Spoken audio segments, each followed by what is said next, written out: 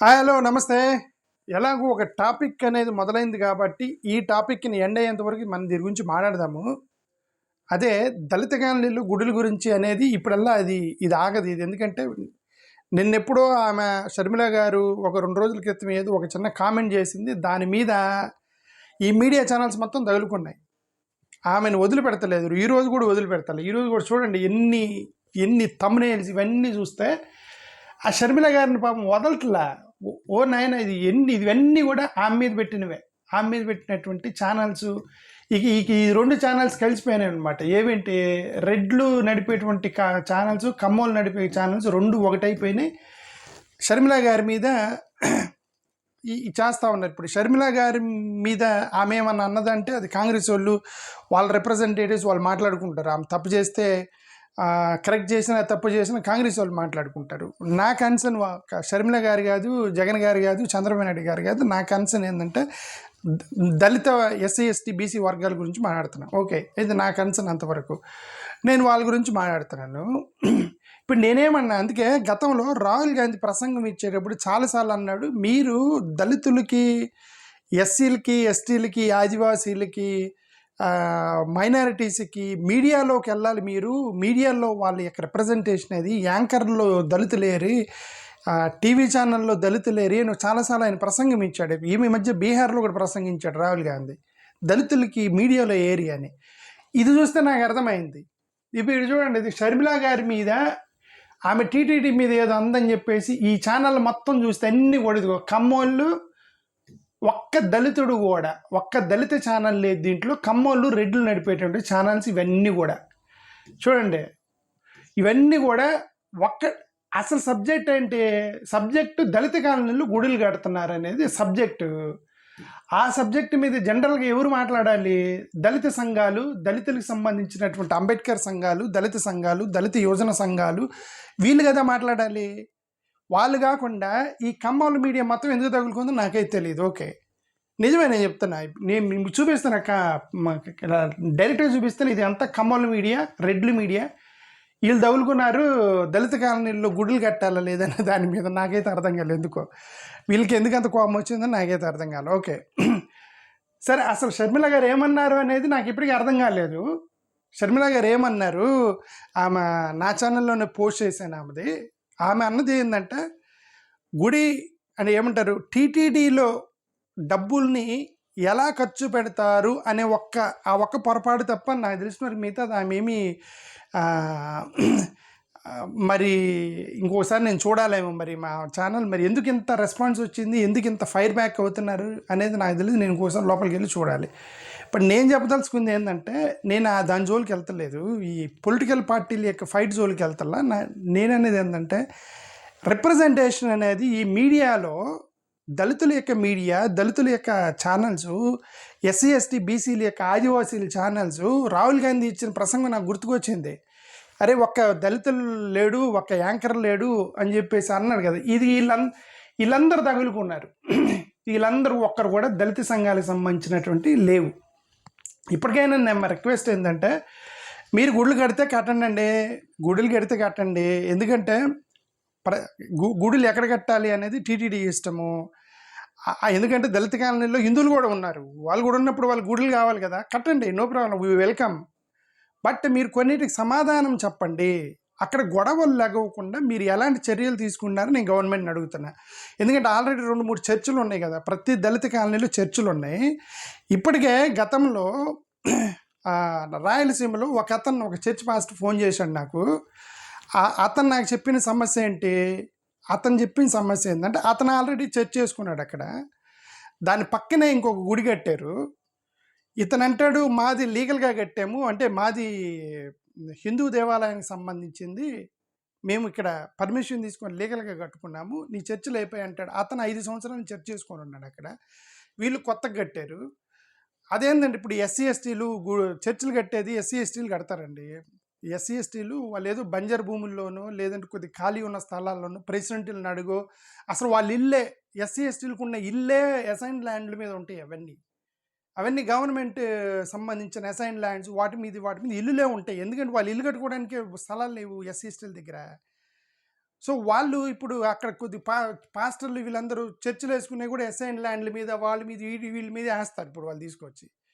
ఇప్పుడు మీరు డైరెక్ట్గా టీటీడీ కడుతుంది. టీటీడీ కడుతుందంటే డైరెక్ట్గా గవర్నమెంటే ల్యాండ్ అలాట్ చేసింది. గవర్నమెంటే ల్యాండ్ అలాట్ చేసినప్పుడు టీటీడీఏ కట్టినప్పుడు అఫీషియల్గా టెంపుల్స్ అన్నీ కూడా అఫీషియల్గా గవర్నమెంట్ ల్యాండ్లో ఒక ప్రాసెస్ మీద కడతారు. ఇప్పుడు ఆ 5,000 గుడుల్ని ఇప్పుడు ఈ 5,000 ప్రాసెస్ కట్టిన తర్వాత ఈ అసైన్ ల్యాండ్లో ఉన్న చర్చిలు అవన్నిటికీ వీళ్ళకి గొడవ వచ్చినప్పుడు వీళ్ళు ఏమంటారంటే మాది అఫీషియల్ ల్యాండ్ మీద కట్టాము, మాది గవర్నమెంట్ టెంపుల్, మీరు లేపేసండి మీ చర్చిని అంటారు. అక్కడి నుంచి గొడవలు లెగుస్తాయి.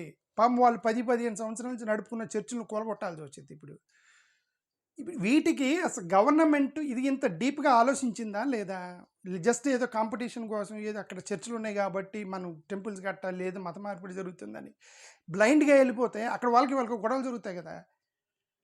ఆ రోజు మనమే కొట్టుకోవాలి, అర్రే ఇదిగో దళితులు కొట్టుకున్నారు అని మనమే యూట్యూబ్ ఛానల్లో మాట్లాడుకోవాలి. ఇవన్నీ కూడా కట్టొద్దని మేము అట్లా కట్టండి, విల్ వెల్కమ్ యూ, 5 కాదు 5 లక్షల గుడులు కట్టండి మీరు దళిత కాలనీలో.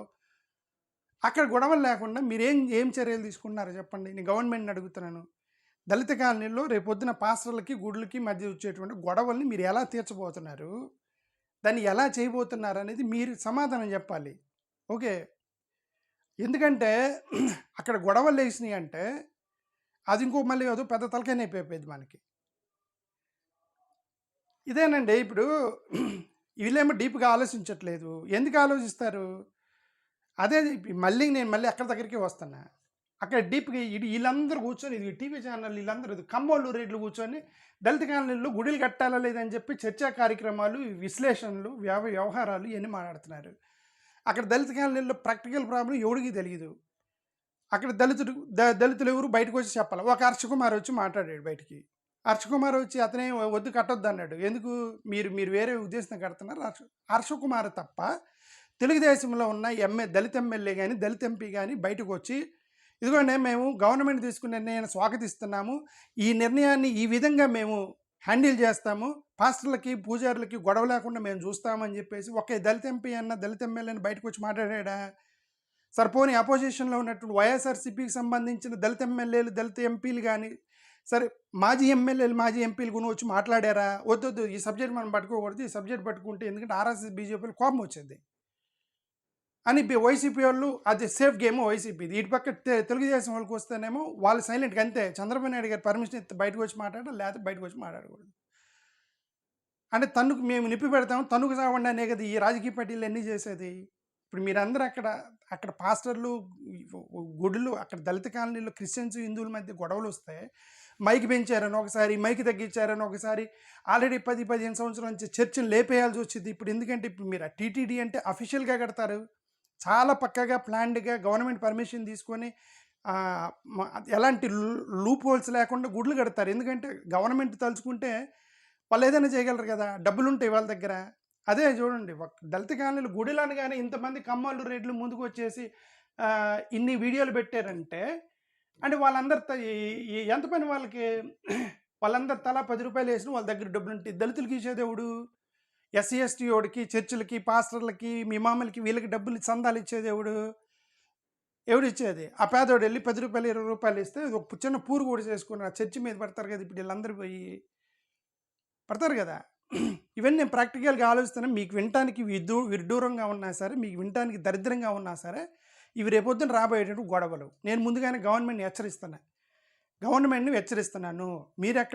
మీరు విలేజ్ మీటింగ్లు వేయండి, ఒక కమిటీ వేయండి. కమిటీ వేసి ఆల్రెడీ ఉన్నటువంటి చర్చిలు ఏమున్నాయి, ఒకవేళ రేపొద్దున మనం గుడి కడితే ఈ చర్చిని లేపమంటారా, కూడదీయమంటారా, పడగొట్టమంటారా, ఎంత దూరంలో గుడిని కడుతున్నాము, దీనికి ఈ మైక్ పెట్టినప్పుడు ఈ పాజిటివ్ పూజారుల మధ్య గొడవలు జరుగుతాయా, లేదా మత గొడవలు వస్తాయా దళిత కాలనీలు అనేవి క్షుణ్ణంగా ఒక సిట్ వేసి మీరు పరిశీలించి అప్పుడు మీరు 1,00,000 గుడులు కట్టండి. ఎవద్దన్నాడు? ఈ బిల్డ్ 1 lakh టెంపుల్స్ 5,000 కాదు 50,000 గుడులు కట్టండి. ఎవడొద్దన్నాడు? కట్టండి. బట్ మీరు దళిత కాలనీ అనేది ఒక చిన్నగా ఉండిద్ది. ఆ చిన్నగా ఇప్పటికీ 2-3 చర్చిలు ఉన్నాయి అక్కడ. ఇప్పుడు మీరు కొత్తది తీసుకొచ్చేసారు. దీని మీద మీరు నేను భయంతో చెప్తున్నానండి. నేను మిమ్మల్ని ఎవరిని వ్యతిరేకించట్లేదు. రేపొద్దున ఈ దళిత కాలనీలో కొట్టుకుని చేస్తారేమోనని ముందుగా ఊహించి నేను భయంతో చెప్తున్నాను, ఇంకొకసారి చెప్తున్నాను. నాకు ఇదే ఒకసారి మొన్న ఊహ వచ్చింది. జగన్మోహన్ రెడ్డి గారు అక్కడికి వెళ్తున్నాడు, అక్కడికి వెళ్ళేటప్పుడు అక్కడ ఎవడో ఒకడు చచ్చిపోతాడేమో అని ముందుగా అన్నాను. ఆ సింగే చచ్చిపోయాడు. నాకు ఇప్పుడు మళ్ళీ అనిపిస్తుంది రేపొద్దున గొడవలు జరుగుతాయని చెప్పేసి నేను 100% మీరు రాసి పెట్టుకోండి. రేపొద్దున అది గొడవ అయిందని, గొడవలు అయితే మాత్రం దానికి చంద్రబాబు నాయుడు గారు, జగన్మోహన్ రెడ్డి గారు, ఎవరెవరైతే ఈ యొక్క ఆర్ఎస్ఎస్ వాళ్ళకి, బీజేపీ వాళ్ళకి అనుకూలంగా పనిచేస్తున్నటువంటి పార్టీలు ఉన్నాయి, మీరే రెస్పాన్సిబిలిటీ వహించాల్సి వచ్చింది. రేపొద్దున దళిత కాలనీలో గొడవలు జరిగితే నేను చెప్పదలుచుకుంది అది. ఈ మాటని మీరు రాసి పెట్టుకోండి. థ్యాంక్ యూ, నమస్కారం. నేనేం కట్టొద్దంటలేదు, ఇంకొకసారి చెబుతున్నా, మీరు కట్టండి. మీరు అన్ని పొలిటికల్ పార్టీలు మీరు కట్టండి, గుడులు కట్టండి. బట్ దీనికి ఒక సిట్ అయ్యండి, సిట్ అయ్యి పరిశీలించండి. అక్కడ ఉన్నటువంటి చర్చలకు వీళ్ళకి గొడవలు వస్తాయని ఆలోచించి రిపోర్ట్ తీసుకొని జాగ్రత్తగా కట్టండి అంటున్నాం. అంతే. థ్యాంక్ యూ, నమస్కారం.